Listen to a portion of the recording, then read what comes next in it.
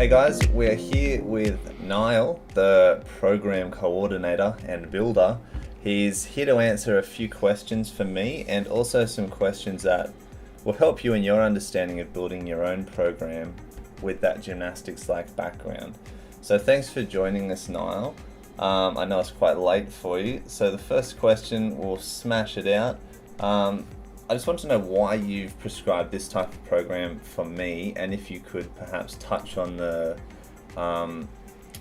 knowledge that I'm not a competitive gymnast. So you could say I do bodyweight strength, but kind of had that non-specific gymnast background. How do you see this program benefiting me? So you're probably going to be at a disadvantage.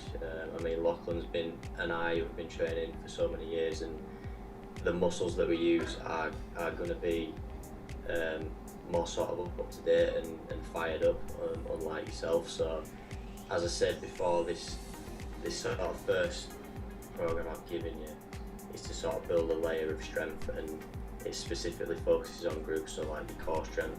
Yeah. Your gymnastics conditioning that you do daily, which I want your body to adapt to, instead of just jumping on and being like, right, try planks, try this, try that. Yeah. So it's gonna sort of develop over those next first few weeks, sorry, and then we can push on and aim towards the specific goals afterwards. For specific elements, you're going to be at a disadvantage because you haven't been using those muscles. Your joints aren't used to that impact of gymnastics and certain strength skills. It's going to be a sort of shock to the system, whereas Lachlan will probably adapt to it a lot faster because his body's used to that. But then again, you could totally have advantages with your background of Olympic lifting and things. The muscles that you've developed doing that could totally give you strength gains faster. Also, you could be at a disadvantage because you probably use your legs a lot more than Lachlan, so you'll have bigger, chunkier, heavier legs that will be harder to lift. It's quite a task, I tell you. Yeah. There's a lot of influence that you're going to have to take into account, but you're going to get a good response from your body because it's new to you. The muscles are shocked, like, wow, what's going on here? We need to adapt quickly. So, I think there's a bit of both there. I think you will have a disadvantage though, I think. The next question that's a bit more specific, just to my interest, because I had a background in bodybuilding type training. That's how I started with weights training, and then it kind of led to powerlifting and Olympic lifting purely because I had the realization that bodybuilding lacked the functional element. It was just really just to make someone look better. And that's not what I wanted to do. I wanted my body from the training to be better at doing things in general. So that's what led me to Olympic lifting, and then also the reason why I started to incorporate more gymnastics training. And since I made those realizations, I didn't see the use for specific isolation type training. So that's why it's really interesting to me to see that you've incorporated something like bicep curls into your weights training. So I was just interested, like I said, for my specific interest, but I think other people would like to know as well why you incorporated bicep curls specifically when there's better exercises in general like chin-ups and muscle-ups that smash the biceps. Why you included bicep curls and how much you feel they've added to your ring strength gains and your training in general. So this is quite interesting, and I can understand why you asked the question. But the rings and there needs to be accessory work in there, and doing the crucifix and Maltese, it puts a lot of pressure on your elbow joints. So the idea behind it, doing bicep work and working all the tendons around this is going to bulk up, is going to protect the elbow joints. So I felt like doing accessory work like that and getting all these tendons fired up and building muscle around the lower part of the bicep and the tricep as well. It's helped me with elbow pain because this might just be specific to me, but I have really hyperextended elbows, so I actually struggled when I started doing the ring strength. Join the club. Yeah. Exactly. So they bend quite far. Ah, yeah. So That's more than when I mine. started, when I started doing the rings, I was struggling so much with elbows. So I thought, I need to get a bit of a bulkier bicep, a bit of a bulkier tricep, just to sort of have that protection around my elbows, and it seemed to work for me. So that's the kind of implement and the idea behind sort of that sort of accessory work for ring strength. Okay. Nice. That's really interesting, man. Would you still recommend that kind of thing to someone that doesn't have hyperextended elbows? Or you couldn't say Yeah. because you're not in their Well, body to feel it? You use loads of muscles when you're doing things like the crucifix and multis, and bicep is one of them.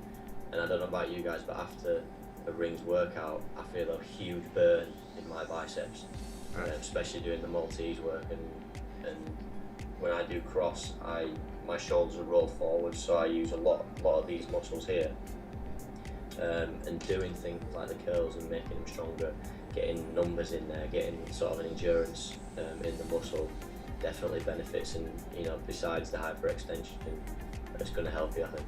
Last question specific to our training is in regards to the core training. Why you advocate specific core training? Because that's something that I also haven't incorporated. I've done like hovers and things like that before, but I guess I've never specifically added core workouts into any of my training. What do you see the benefit is of that when things like gymnastics training and for me Olympic lifting incorporate the core already so heavily? Yeah, well, you're totally right. I mean, gymnastics and things like Olympic lifting, it's going to strengthen your core just doing the exercises, and the amount you use it, I think you'd sort of take for granted. And however, things like your goals, there needs to be a next level of strength, and just by doing general gymnastics and all the Olympic lifts, it's not going to build the strength you need to be able to hold a top planche. Especially that lower back sort of strength holding the core. Like, I've struggled over the years, and I feel like upper body wise, I'm strong enough to do all the ring strength. It's just holding my core and holding my body up vertically, not vertically, horizontally. Sorry. Yeah. It's just the real challenge.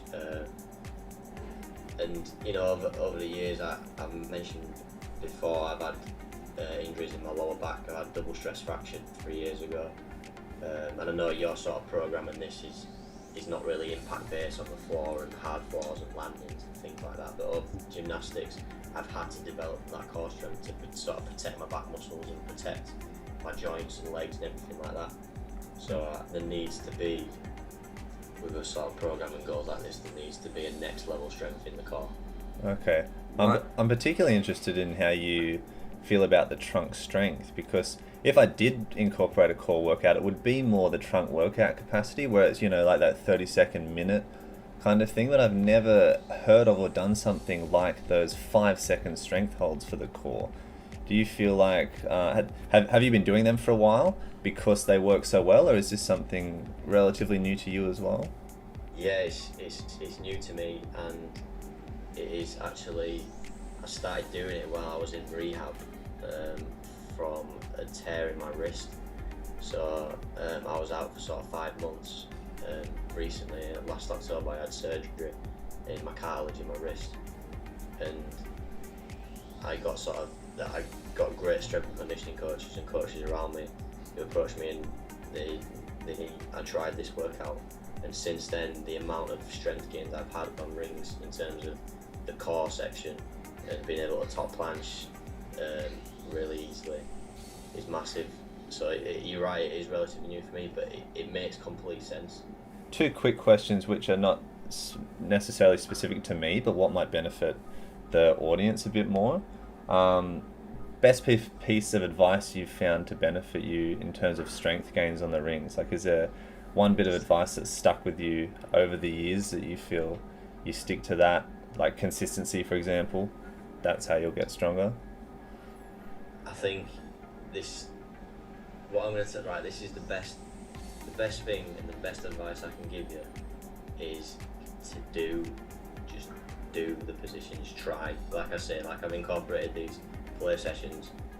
The only way to get stronger at a certain thing is is just doing it. To someone that doesn't have as much time or cannot allocate as much time as Lachlan and I can, and that you can to your training, do you have any just general advice to how they would go about constructing a program like ours, but is not as intense or require much time? So say like a 3-day a week program. Do you have any advice for how they'd construct it? Like include a bit of straight arm, a little bit of bent arm, or be specific to what your goals are? Yeah, I think figure out, like you guys figure out what you want to achieve and what your dream and your goal is, and then decide what sort of workouts are going to benefit that. If it's just to be generally getting stronger or fit, you need a variety of movements, a variety of training, a variety incorporating core, incorporating straight arm, incorporating bent arm, doing different exercises. Then again, as you say, if your specific goal is I want to hold an iron cross, then your workout's going to be slightly different. So my advice would be just decide what your goal is and research. That's all I did. Watch videos, decide, this series is going to help everyone who wants them sort of body weight goals, and just do what you need to do to reach your goal. Well, thank you so much for your time today, dude. I really appreciate it. Niall's he's several weeks out from competition, and he's taking the time out to do this program for us and help us out as well. He's also making time to put up his own videos as well, such as tutorials and days in the life. So make sure you go and check out Niall's channel as well. It's, I would say, a breath of fresh air on YouTube in terms of being able to see what an elite athlete does. And gymnastics training is so beneficial to everyone. So make sure you go and check out his channel as well. Thanks again, Nile, and I will speak soon. Thank you very much, guys.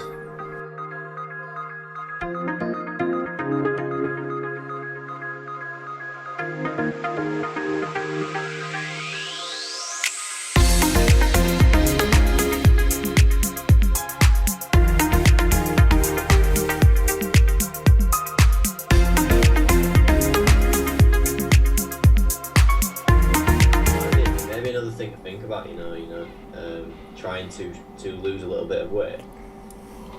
Excuse me!